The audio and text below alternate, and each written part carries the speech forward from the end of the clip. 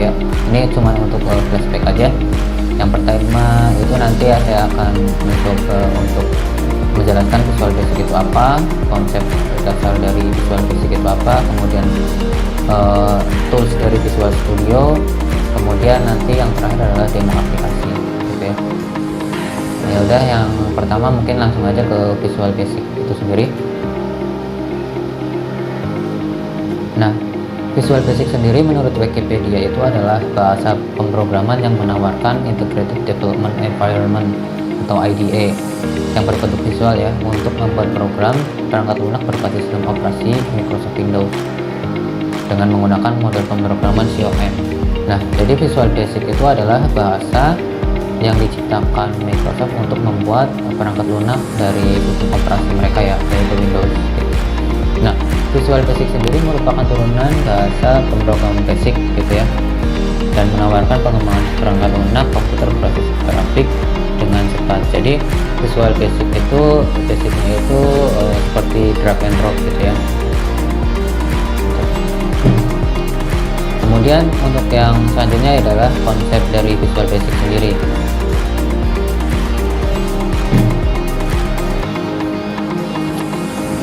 Nah,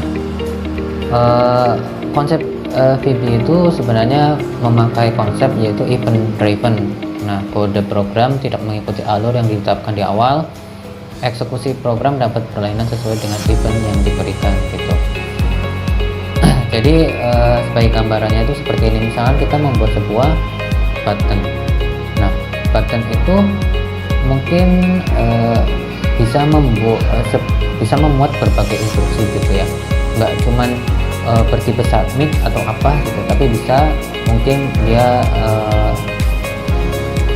berubah ketika kita menginputkan sesuatu instruksi yang lain gitu.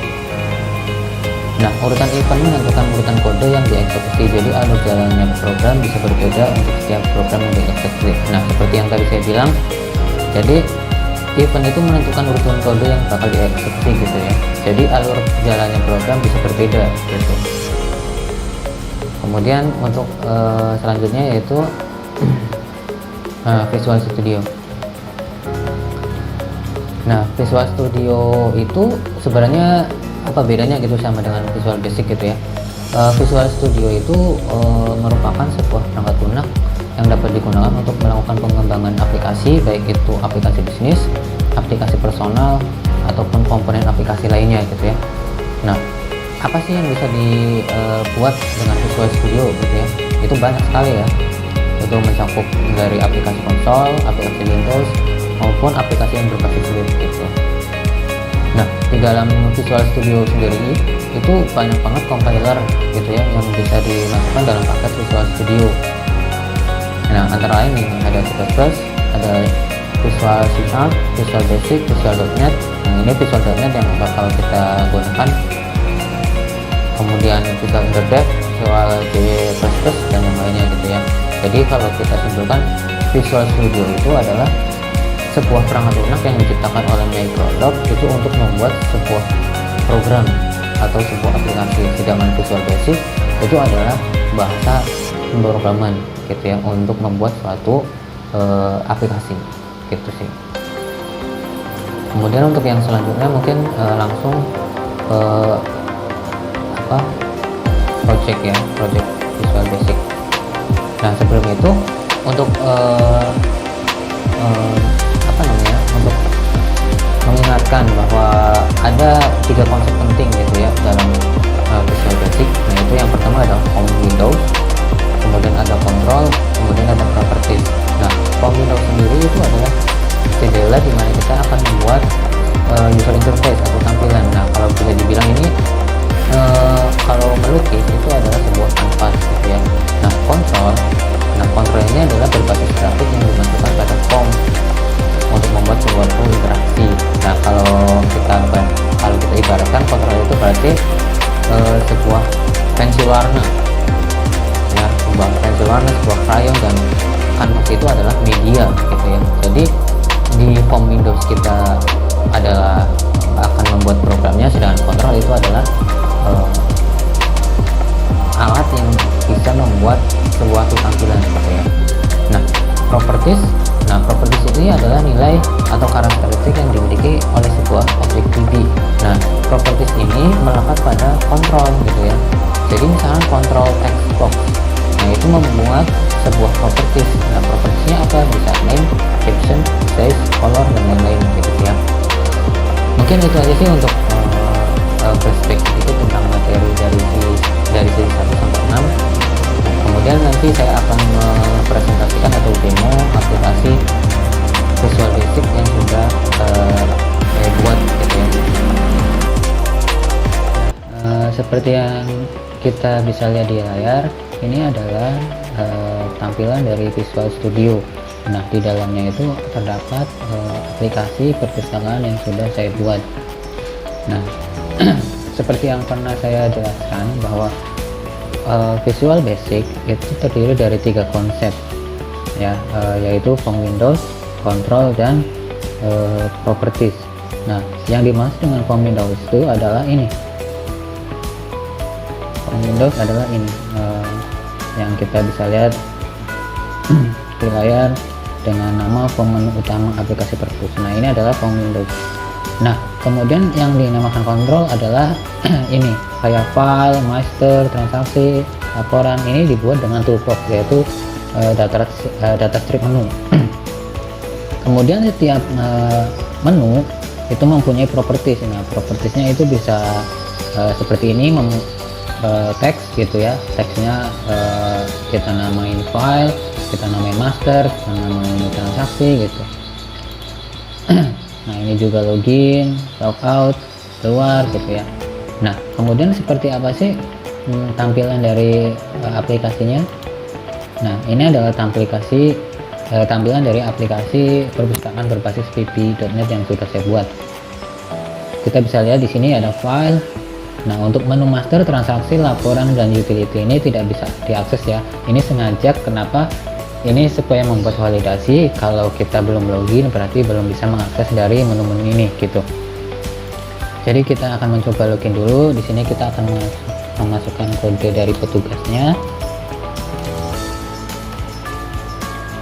Kita login.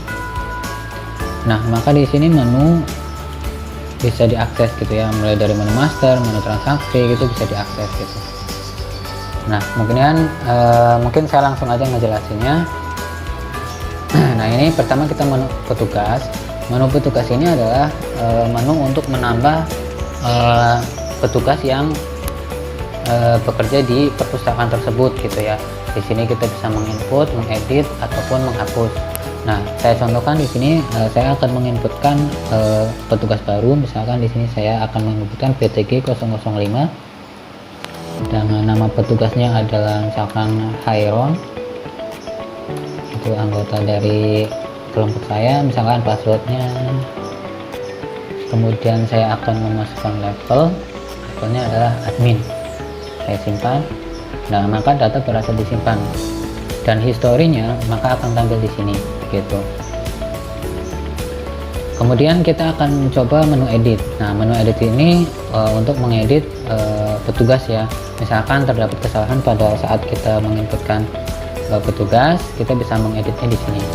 Misalkan kita akan mengedit yang barusan kita inputkan, misalkan PTG 005, kita tinggal enter.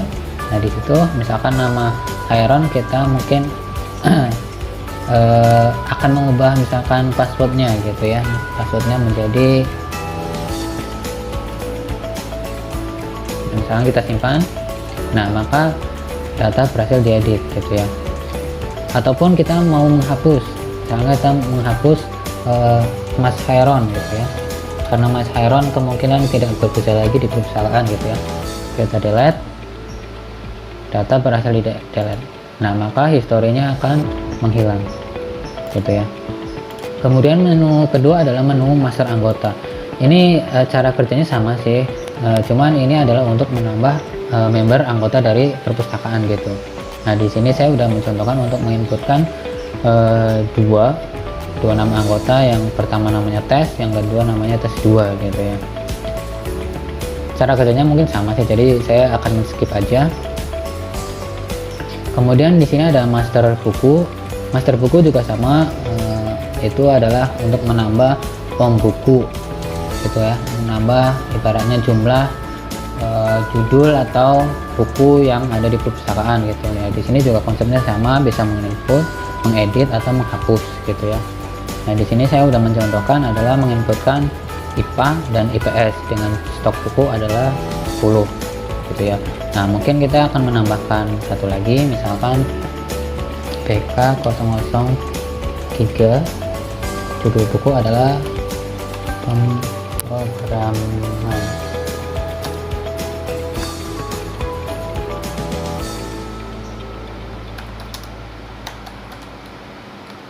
Misalkan di sini Ikhwani, misalkan tahun terbit 2021, jumlahnya ada 10 buah. Kita akan mencoba mensimpan. Nah, data berhasil disimpan, maka historinya akan muncul di sini gitu ya. Kemudian lanjut aja ke menu peminjaman. Nah di sini adalah menu untuk meminjam buku yang ada di perpustakaan. Nah simpelnya kita tinggal memasukkan kode anggota yang sudah terdaftar di aplikasi Perpus. Nah kita akan mencontohkan adalah AGC002. Nah di sini langsung ada namanya, alamat, telepon gitu ya. Nah di sini kita tinggal menginputkan kode buku yang akan dipinjam, misalnya BK003. Nah di sini ada judul bukunya pemrograman visual, pengarangnya Pak Ikhwani, tahun terbitnya 2021. Nah di sini kita bisa menginputkan jumlah yang akan kita pinjam gitu ya. Misalnya kita input, kita simpan.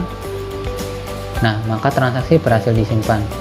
Kemudian apabila kita mengecek gitu ya, mengecek AGT002 lagi, nah di sini maka akan tampil histori dari member tersebut gitu ya, sudah meminjam buku apa aja gitu dan jumlah bukunya berapa gitu ya.